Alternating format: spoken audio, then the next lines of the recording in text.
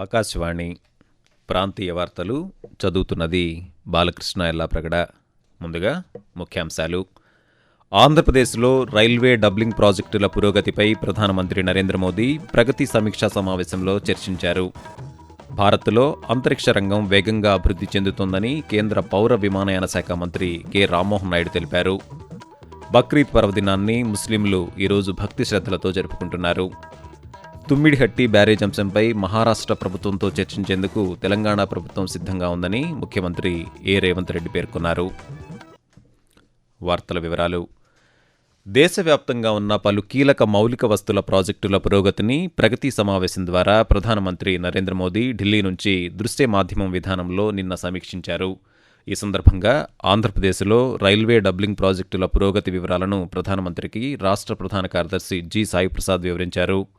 ఈ సందర్భంగా సీఎస్ మాట్లాడుతూ ముత్కేడ్, మేడ్చల్, మహబూబ్నగర్, డోన్ రైల్వే డబ్లింగ్ ప్రాజెక్టుకు సంబంధించి ఆంధ్రప్రదేశ్లో భూసేకరణ, ప్రభుత్వ భూముల బదలాయింపు పనులు వేగంగా జరుగుతున్నాయని తెలిపారు. కర్నూలు జిల్లాలోని 4 మండలాల్లోని 16 గ్రామాల్లో భూసేకరణ ప్రక్రియ కొనసాగుతోందని తెలిపారు. నంద్యాల జిల్లాలో భూసేకరణకు నోటిఫికేషన్ ఇప్పటికే జారీ చేసినట్లు వెల్లడించారు. స్ట్రాటో ఆవరణంలో శాస్త్రీయ పరిశోధనలు, టెలికమ్యూనికేషన్ల కోసం ఉపయోగించే భారత తొలి సూపర్ ప్రెజర్ బెలూనును కేంద్ర పౌర విమానయాన శాఖ మంత్రి కె రామ్మోహన్ నాయుడు నిన్న ఆంధ్రప్రదేశ్లోని విజయవాడలో ఆవిష్కరించారు. ఈ బెలూన్లో 6 పేలోడ్లతో పాటు పలు సెన్సార్లను అమర్చి ప్రయోగించారు.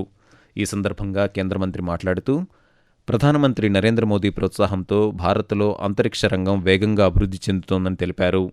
టవర్లు లేని గ్రామాలు, గిరిజన, తీర ప్రాంతాల్లో కూడా ఈ సాంకేతికత సిగ్నల్స్ అనుసంధానాన్ని మెరుగుపరుస్తుందని ఆయన తెలియజేస్తూ స్పేస్ టెక్నాలజీని ప్రమోట్ చేయాలన్న ఆలోచనతో పాటు మొట్టమొదటిసారిగా ఇలాంటి సూపర్ ప్రెషర్ బెలూన్ ని భారతదేశంలో ఈ యొక్క టెక్నాలజీని మనం ఆవిష్కరించబోతున్నాం. సో ఇది ఒక పెద్ద చరిత్రాత్మకమైనటువంటి ఘట్టంగా మనం భావించవచ్చు. స్పేస్ ద్వారా, స్పేస్ టెక్నాలజీ ద్వారా, స్పేస్ అప్లికేషన్స్ ద్వారా మన రాష్ట్రంలో కానీ దేశంలో కానీ అనేక రకాలైనటువంటి అప్లికేషన్స్ మనం సాధిస్తూ డిఫరెంట్ ఫీల్డ్స్ లో కామన్ మ్యాన్ కి, ఒక ఫార్మర్ కి, లేకపోతే డిఫరెంట్ బిజినెసెస్కి వాళ్ళందరికీ కూడా ఎంతో సపోర్ట్ మనం గ్రౌండ్ లెవెల్లో అందించబోతున్నాం. భవిష్యత్తులో ఆంధ్రప్రదేశ్ రాష్ట్రం ఏరోస్పేస్ అండ్ డిఫెన్స్ పాలసీ ఇలా ఎన్నో వినూత్నమైనటువంటి ప్రోగ్రామ్స్ చేస్తుంది. బక్రీద్ పర్వదినాన్ని ముస్లింలు ఈరోజు భక్తి శ్రద్ధలతో జరుపుకుంటున్నారు. ముస్లింలు జరుపుకునే పండుగల్లో రంజాన్ తర్వాత బక్రీద్కు అత్యంత ప్రాముఖ్యతనిస్తారు. త్యాగానికి ప్రతీకగా బక్రీద్ పండుగను జరుపుకుంటారు. బక్రీద్ పండుగను పురస్కరించుకొని రాష్ట్రపతి ద్రౌపది ముర్ము, ఉపరాష్ట్రపతి సిపి రాధాకృష్ణన్, ఉభయ తెలుగు రాష్ట్రాల గవర్నర్లు ఎస్ అబ్దుల్ నజీర్, శివప్రతాప్ శుక్లా, ఆంధ్రప్రదేశ్ ముఖ్యమంత్రి నారా చంద్రబాబు నాయుడు, తెలంగాణ ముఖ్యమంత్రి ఏ రేవంత్ రెడ్డి ముస్లింలకు తమ శుభాకాంక్షలు తెలియజేశారు. బక్రీద్ సందర్భంగా జంతువుల వధ, రవాణా, సంరక్షణకు సంబంధించిన ప్రభుత్వ నిబంధనలను తప్పనిసరిగా పాటించాలని ఆంధ్రప్రదేశ్ పశుసంవర్ధక శాఖ మంత్రి కె అచ్చెన్నాయుడు నిన్న ఒక ప్రకటనలో సూచించారు. ఆంధ్రప్రదేశ్లో నిషేధిత జంతువులను వధించడం చట్టవిరుద్ధమని, నిబంధనలు ఉల్లంఘిస్తే చర్యలు తీసుకుంటామని మంత్రి అచ్చెన్నాయుడు తెలిపారు. తుమ్మిడిహట్టి బ్యారేజ్ అంశంపై మహారాష్ట్ర ప్రభుత్వంతో చర్చించేందుకు తెలంగాణ ప్రభుత్వం సిద్ధంగా ఉందని ముఖ్యమంత్రి ఏ రేవంత్ రెడ్డి తెలిపారు. ఈ మేరకు మహారాష్ట్ర ముఖ్యమంత్రి దేవేంద్ర ఫడ్నవీస్కు రేవంత్ రెడ్డి నిన్న లేఖ రాశారు. గతంలో 148 మీటర్ల జలాశయం నిర్మాణానికి మహారాష్ట్ర అంగీకరించిందని, అయితే ఆ స్థాయితో ఉత్తర తెలంగాణ నీటి అవసరాలు పూర్తిగా తీరవని రేవంత్ రెడ్డి తెలిపారు. నీరు నిల్వ ఉండే గరిష్ట స్థాయి ఎఫ్ఆర్ఎల్ను పెంచితే తెలంగాణకు నీటి సరఫరా సులభమవుతుందని పేర్కొన్నారు. అలాగే ఎఫ్ఆర్ఎల్ పెంపుతో మహారాష్ట్రలో ముంపు ప్రభావం కూడా తక్కువగానే ఉంటుందని వివరించారు. దీనిపై చర్చించేందుకు తెలంగాణ ప్రతినిధి బృందం సమావేశానికి తేదీ ఖరారు చేయాలని లేఖలో కోరారు.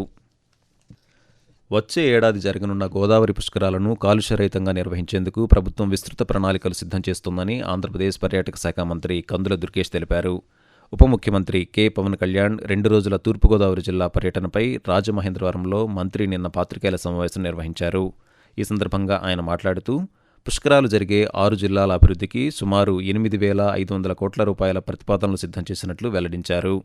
గోదావరి కాలుష్య నివారణకు ప్రత్యేక టాస్క్ ఫోర్స్ ఏర్పాటు చేస్తూ ప్రభుత్వం ఉత్తర్వు జారీ చేసిందని మంత్రి పేర్కొంటూ పుష్కరాలు జూలై 7వ తారీఖున ప్రారంభమైతే మనకి ఖచ్చితంగా 13 నెలల కాలం ఉంది. ఆ ప్రారంభమయ్యే ముందు ఈ సంవత్సర కాలం పొడవునా పుష్కరాలు బాగా నిర్వహించుకోవడానికి ఏ కార్యక్రమాలను చేపట్టాలనేటువంటి దాని మీద ముఖ్యమంత్రి గారు వాటి మీద ఒక స్పష్టమైనటువంటి ఆదేశాలు ఇచ్చిన వెంటనే పనులన్నీ కూడా ప్రారంభమవుతాయనేటువంటి మాటని తెలియజేస్తూ పుష్కరాల విషయంలో సమన్వయ లోపం లేకుండా దాదాపుగా 8,500 కోట్ల రూపాయలు మనం ప్రణాళిక చేసాం. ఆ ప్రణాళికలో ఎంత మేరకు మనకు ప్రభుత్వం శాంక్షన్ చేస్తుంది తొందరలోనే తెలియజేస్తాం.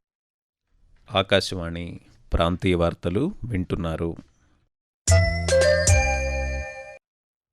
ప్రధానమంత్రిగా నరేంద్ర మోదీ గత 12 సంవత్సరాల్లో ప్రజాహిత పరిపాలన అందిస్తూ అభివృద్ధి, సంక్షేమ కార్యక్రమాలను విజయవంతంగా అమలు చేస్తున్నారు. కేంద్ర ప్రభుత్వం అమలు చేసిన అనేక సంక్షేమ పథకాలు తమ జీవన ప్రమాణాలను మెరుగుపరిచాయని, ఈ పథకాలను పూర్తి స్థాయిలో సద్వినియోగం చేసుకున్నామని నంద్యాల జిల్లాకు చెందిన లబ్ధిదారులు తెలిపారు. ప్రధానమంత్రి ఆవాస్ యోజన ద్వారా సొంత ఇంటి కల సాకారమైందని నంద్యాల జిల్లాకు చెందిన లబ్ధిదారు వెంకటేశ్వర్లు తెలిపారు. అలాగే ముద్రా యోజన నిరుద్యోగ యువతకు స్వయం ఉపాధి కల్పించేందుకు ఉపయోగపడిందని లబ్ధిదారు ఇబ్రహీం ఖాన్ పేర్కొన్నారు. 2015లో కేంద్ర ప్రభుత్వము చిన్న వ్యాపారస్తుల కోసము ముద్రా రుణాలు తీసుకునే సదుపాయం కలిగించింది. దీంట్లో భాగంగా నేను మొదట 50,000 రూపాయలు లోన్ తీసుకున్నాను. ఆ తర్వాత ఆ రుణం మొత్తం నేను కట్టిన తర్వాత నాకు మళ్ళీ ముద్రా లోన్ కింద 2 లక్షల రూపాయలతో ఈ mobile shop, accessories shop maintain చేస్తున్నాను. ఈ ముద్రా లోన్ పథకము మాలాంటి చిన్న వ్యాపారస్తులకు చాలా చేదోడు వాదుడుగా ఉంటుంది. అదే రకంగా ఇప్పుడు కేంద్ర ప్రభుత్వం వచ్చి 12 సంవత్సరాలైన సందర్భంగా ఈ స్కీమ్ని కూడా మరింతగా విస్తరిస్తున్నారు. మాలాంటి వారికి చాలా ఉపయోగకరంగా ఉంది. కాబట్టి కేంద్ర ప్రభుత్వానికి ప్రత్యేక ధన్యవాదాలు తెలియజేస్తున్నాను. అకాల వర్షాలతో తడిసిన ధాన్యాన్ని ప్రభుత్వమే కొనుగోలు చేస్తుందని తెలంగాణ పౌర సరఫరాల శాఖ మంత్రి ఎన్ ఉత్తమ్ కుమార్ రెడ్డి స్పష్టం చేశారు. అకాల వర్షాల నేపథ్యంలో ధాన్యం కొనుగోలు కేంద్రాల పరిస్థితిపై ఉప ముఖ్యమంత్రి మల్లు భట్టి విక్రమార్క, ప్రభుత్వ ప్రధాన కార్యదర్శి రామకృష్ణారావు, ఇతర ఉన్నతాధికారులతో కలిసి హైదరాబాద్ నుంచి దృశ్య మాధ్యమ విధానంలో మంత్రి నిన్న సమీక్ష నిర్వహించారు. ఈ సందర్భంగా ఆయన మాట్లాడుతూ, రైతులకు నష్టం రాకుండా చివరి గింజ వరకు ధాన్యం కొనుగోలు చేయడానికి ప్రభుత్వం కట్టుబడి ఉందని పునరుద్ఘాటించారు. రబీ సీజన్లో రికార్డు స్థాయిలో 75 లక్షల మెట్రిక్ టన్నుల ధాన్యం కొనుగోలుకు ప్రభుత్వం చర్యలు చేపట్టిందన్నారు. రైతులు ఎటువంటి ఆందోళన చెందాల్సిన అవసరం లేదని, కొనుగోలు చేసిన తడిసిన ధాన్యాన్ని వెంటనే బాయిల్డ్ రైస్ మిల్లులకు తరలిస్తున్నామని తెలిపారు. వాతావరణం. ఆంధ్రప్రదేశ్లో విభిన్న వాతావరణ పరిస్థితులు కొనసాగుతున్నాయి. పార్వతీపురం మన్యం జిల్లా సాలూరులో నిన్న అత్యధికంగా 41.8 డిగ్రీల గరిష్ట ఉష్ణోగ్రత నమోదైందని రాష్ట్ర విపత్తు నిర్వహణ సంస్థ తెలిపింది. కోస్తా జిల్లాల్లోని కొన్ని ప్రాంతాల్లో ఈరోజు 45 నుంచి 46 డిగ్రీల మేర గరిష్ట ఉష్ణోగ్రతలు నమోదయ్యే అవకాశం ఉందని వెల్లడించింది. అలాగే ఉత్తర తమిళనాడు, దాని పరిసర ప్రాంతాల్లో ఉపరితల ఆవర్తనం కొనసాగుతోందని, దక్షిణ తెలంగాణ వరకు ద్రోణి విస్తరించి ఉందని రాష్ట్ర విపత్తుల నిర్వహణ సంస్థ తెలిపింది.